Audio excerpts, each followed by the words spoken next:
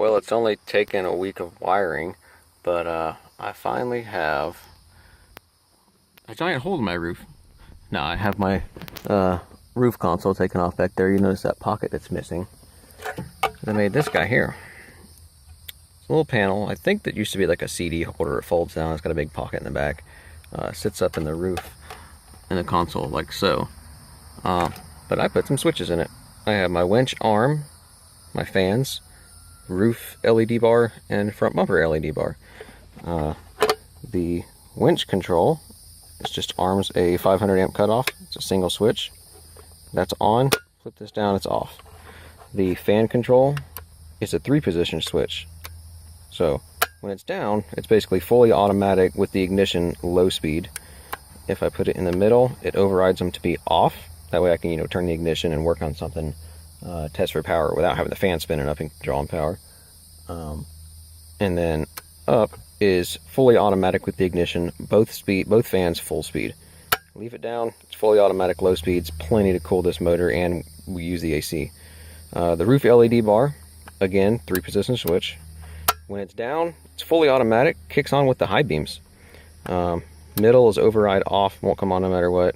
Up is override on, even without the key in. So leave it down, it's fully automatic with the high beams. Front bumper LED bar, same thing, fully automatic with the high beams, off, and then override on. I originally, when I first set this up a long time ago, I had a roof bar and a front bumper bar, and I had them tied together with one switch. I decided to separate them this time.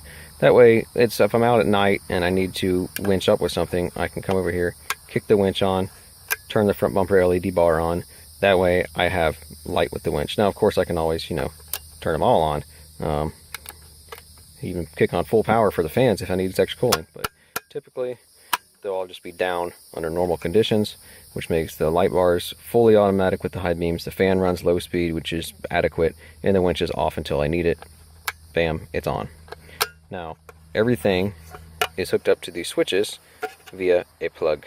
Just a random plug from the interior of some car that I found in a scrapyard, and it's pinned out to match this plug, which is tied into the wiring, which goes up to my roof console, which has everything going to whatever I need to.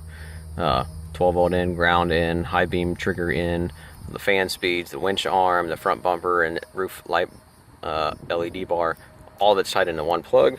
That way, when I put the roof console up, if I have to take it down again, I don't have to unplug all these wires and reattach them. I just undo this one plug. So it's quick and easy. Pretty slick way of doing it, I think. The last time I did this, I had everything basically hardwired in, and I took the roof console down for something else later. I had to cut all the wires and reattach it. Now it's completely detachable in seconds, so hopefully that'll make it a little easier in the future. But that's pretty much it. I'm going to throw this together real quick, and then I'll cut to a quick video of everything functioning separately with the switches. Alright, so there's the final product all installed. Roof console's back in, switches. Oh, look at there. Forgot to put that on there.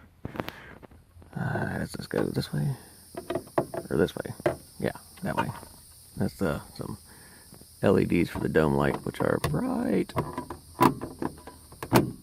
Okay, now the roof console's installed.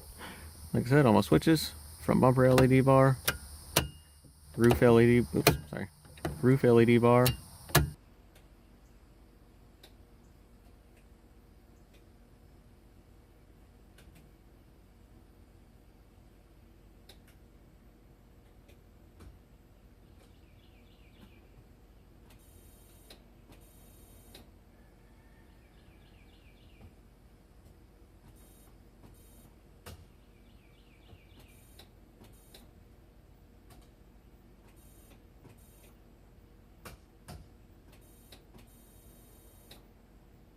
fan control, and that's winch fan control.